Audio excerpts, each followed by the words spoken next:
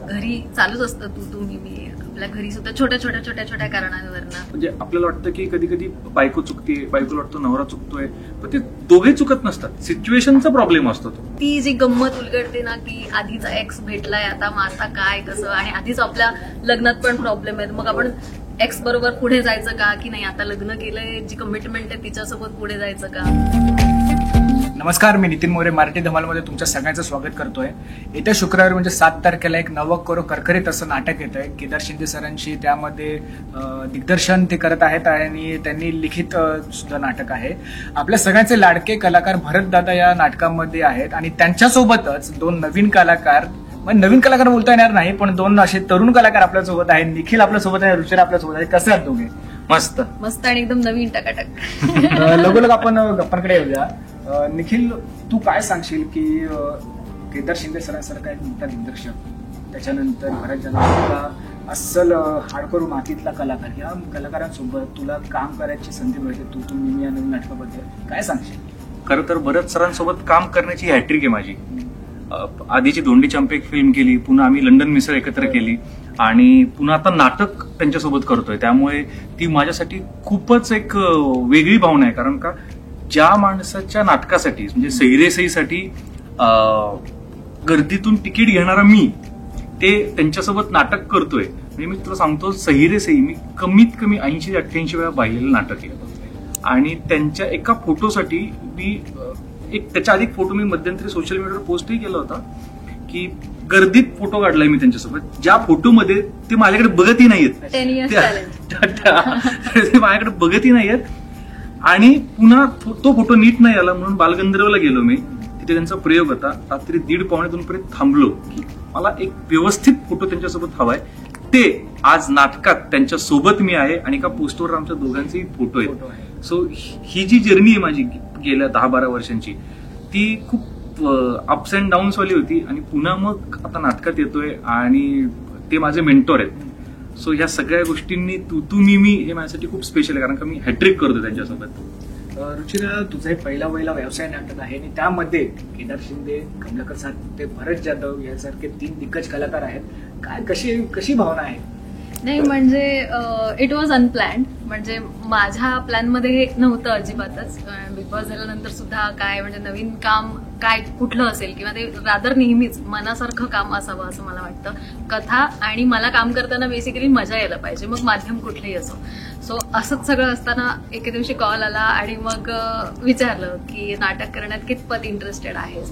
आणि मग मी म्हटलं कोण आहे, कोणाचं नाटक आहे, काय कथा वगैरे. कथा सांगितली, आवडली. आणि कोणी विचारल्यावर केदार शिंदे, भरत जाधव. म्हटलं अच्छा ओके, कधी यायचंय?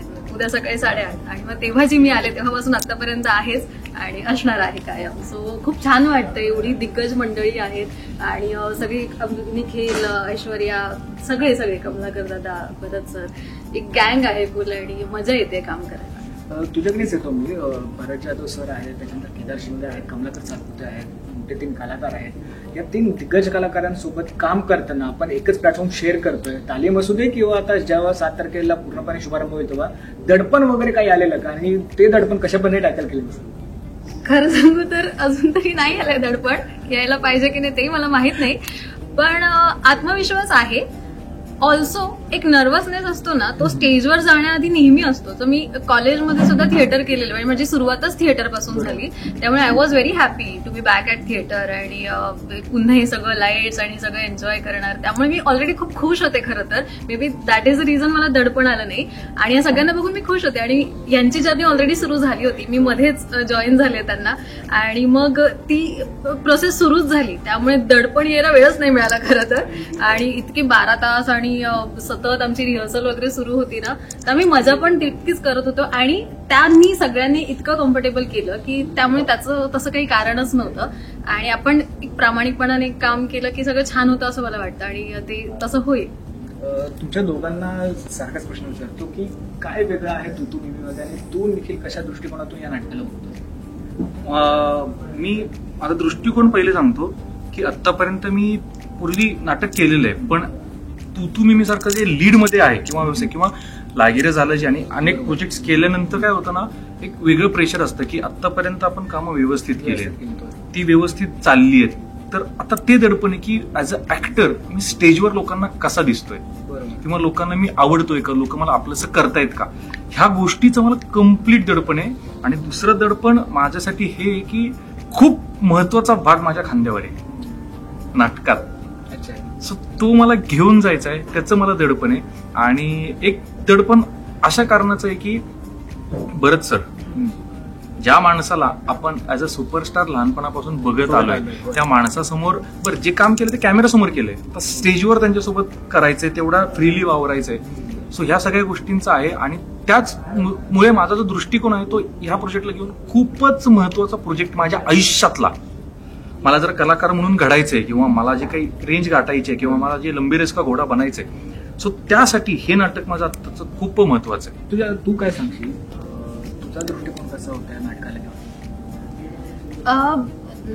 या नाटकाला किंवा बेसिकली नाटक म्हणजे थिएटर इज लाईफ असं मी म्हणते. आणि एक म्हणतो ना, एक मला आता जस्ट एक विचारलं होतं की बिग बॉसमुळे प्रसिद्धी मिळाली, फेम मिळालं वगैरे. सो मी एक लिहिलं सुद्धा होतं #रुचिरासीएस की प्रसिद्धीसोबत मला सिद्ध व्हायला आवडेल, म्हणजे प्रसिद्ध होण्यासोबत सिद्ध व्हायला तुझ्या आवडेल. प्रत्येक पोस्टवर हे असतंच सिद्ध व्हायला आवडेल. सो सिद्ध होण्यासाठी ऍक्टरसाठी नाटकापेक्षा थिएटरपेक्षा बेटर माध्यम काय असू शकतं. आणि that is the reason I chose नाटक, की या पॉइंटला मला नाटक करायचंय. एक पूर्ण तालीम आणि ती जी प्रोसेस आहे ना ती मला एन्जॉय करायची आहे आणि ती एन्जॉय करण्यासाठी आम्ही एकमेकांबद्दल काय सांगाल? निखिलने काय प्रँक वगैरे कधी केले का, काय त्रास वगैरे दिला का? कारण का निखिल जसा साधा सिंपल वाटत तसा नाहीये, तो खूपच खूप वेगळा मस्ती करणारा व्यक्ती आहे. तो काय सांगशील एकमेकांमध्ये तुम्ही? नाही प्रँक वगैरे खरंच म्हणजे आम्हाला वेळच नाही मिळालाय करायला. आणि असं तर होणार नाही, 3 कलाकार आहेत ते सुद्धा त्यांनी कॉमेडियन एवढं. माझं आत्ता असं आहे की माझ्या आयुष्यात प्रँक होऊ नये म्हणून सिरियसली मी आत्ता म्हणजे इतर सेटवर किंवा जसा मी राहिलोय, वावरलोय किंवा जे काय आहे ते सगळे लोक माझ्या समवयीन होतो. आम्ही सगळे दिग्दर्शक समवयीन होते माझ्या. सो इथे आहे ते केदार सर येत. आणि बरं काय होतं नाही, आपोआप पिअर प्रेशर क्रिएट होतं. मी हिला नसेल झालं किंवा काय, पण मला म्हणजे तसं म्हणाले की बर्डन अजून आलं नाही. बघ ते मलाही तसं कधी हे करत नाहीत किंवा काय, पण ज्या गोष्टींसाठी मी आलोय किंवा ज्या गोष्टीने ते पॉइंट आउट करतात आणि माझ्या डोक्यावर मला प्रेशर येतं की प्रेशर कुठल्या गोष्टीचं आहे की हे एवढा घाट घातलाय, त्याच्यात सगळ्यात पहिलं इन झालेलो मी आणि हे सगळं झालंय आणि जी लोक येणार आहेत ती तिकीट खर्च करून येत आहेत आपल्यासाठी. सो त्या गोष्टींचं प्रेशर आहे. त्यामुळे हे प्रँक आणि हे मी इथे बाबा तुला माहिती हसण्यामध्ये सुद्धा खूप काही सरक्याचं लपलेलं आहे, कळून येते. बरोबर, मे बी प्रयोग सुरू झाले, चांगले झाले की मग कळेल ते होईल. रुचिरा तू काय सांगशील, निखिल सोबत काम करताना कसं होतं मग सगळं?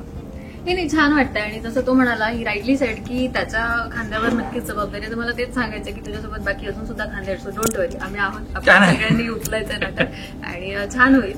सो बाकी तो मेहनतीच्या बाबतीत नो डाऊट मेहनत करत असतो. आणि जे लूप होल्स आहेत ना, म्हणजे आम्ही सगळेच की कुठे काय चुकतं आणि एवढे सर समोर असताना तर का नाही शिकायचं for the whole life, not just for this नाटक. सो ते सगळं चालू असतं आमचं, निखिलचं सुद्धा स्पेशली, की कुठे काय चुकतंय का, मग अजूनही बेटर कसं करू शकतो. आणि that is the reason prank wing करायला खरंच टाइम नाही मिळाला. एकदा नाटक आवडलं, लोकांना हे कळलं ना, आणि एकदा ते जमलं काही प्रयोगानंतर जे होईल त्यानंतर आम्ही डेफिनेटली करू. गोष्ट सांगू का, आता नाटक चालू असताना म्हणजे आम्ही जे काही तालमी चालू आहेत, रिहर्सल सुरू झालेले आहेत, ह्या तू मिमीच्या जगाच्या बाहेर काय जग चालू आहे हे मला मी कम्प्लिटली ब्लँक. पूर्णपणे तुमचा वावर तू मिमीपर्यंत म्हणजे तुझे प्रांगण म्हणून ते आमच्यासोबत कसे होतात सांगले की रात्री आता मी झोपते, मी दुसऱ्या तिसऱ्या दिवशीपासूनच मला स्वप्नात हीच गाणी ह्यांचेच आवाज ऐकायला येत आहेत. घरातल्यांचं काहीच नाही, जाऊन फक्त झोपायचं, सकाळी उठून तालमीला यायचं आणि झोपेत सुद्धा आपल्या नाटकातलीच वाक्य आणि हे सगळं. But I guess it has to be like that. मी तर एवढं की मी बाहेरचं आता जी कुठली कामं आहे ते जी कामं बघते माझे तिला सांगते काही बघ वाटतील ते. 7 एप्रिल पर्यंत मला कुणीही काही विचारायचं नाही, कुणी काही बोलायचं नाही. कारण का बरं ही दुसरी गोष्ट अशी की मी डान्सच्या बाबतीत कसं आहे हे माझ्या आतापर्यंतच्या कोरिओग्राफर सगळ्यांना माहिती आहे की मी कसं आहे.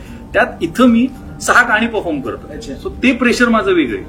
आणि त्यात रुचिरासोबतच माझे डान्स आहेत, पण ती खूप छान पद्धतीने मला सांभाळून घेते, स्वतःला सांभाळते.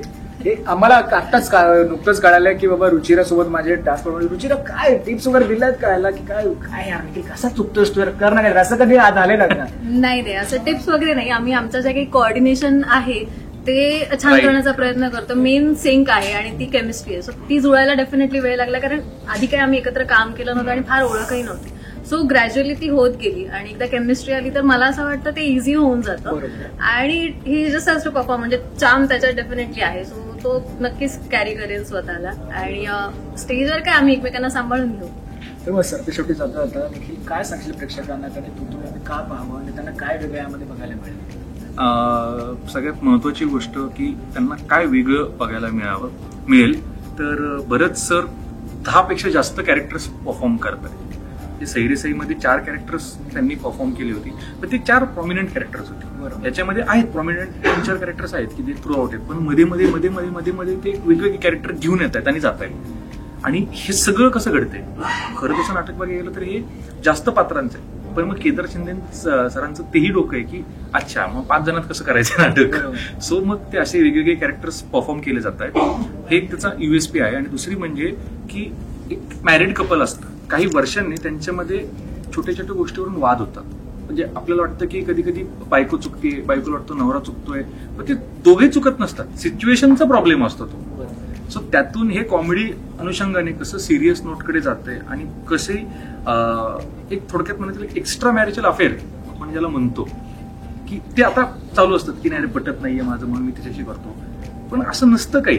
तुम्हाला तिथे कम्प्लिटली गेलात ना 24 तास त्या माणसासोबत राहताना किंवा 15 तास, मग काय लागतं नाही यार बायकोच चांगली. सो हे सगळं या नाटकाचं आहे. आणि मुद्दा हा की हे नाटक कुठल्या एका गटाचं नाहीये, हे सगळ्या म्हणजे लहान मुलांपासून ते म्हाताऱ्यांपर्यंत सगळे बघू शकतात, सगळ्या वर्गाचं हे नाटक आहे. सो असं हे नाटक आहे. रुचिरा तू काय सांगशील प्रेक्षकांना की तुम्ही काय वेगळं आहे आणि त्यांना या नाटकामधून अजून काय वेगळं बघायला मिळेल? तू मी ॲज अ नेम सेज की घरी चालूच असतं तू मी. आपल्या घरी सुद्धा छोट्या छोट्या कारणांवरनं, बट ऍट दी एंड प्रेम असतं. सो हीच कथा आहे नाटकाची. आणि ती 2 मॅरिड कपल जे कॉन्ट्रास्ट आहेत कम्प्लिटली, आणि मग ते जेव्हा एकत्र भेटतात तेव्हा मग ते एक्स आहेत एकमेकांचे, आणि मग ती जी गंमत उलगडते ना की आधीचा एक्स भेटलाय आता काय कसं, आणि आधीच आपल्या लग्नात पण प्रॉब्लेम आहेत, मग आपण एक्स बरोबर पुढे जायचं का की नाही, आता लग्न केलंय जी कमिटमेंट आहे तिच्यासोबत पुढे जायचं का.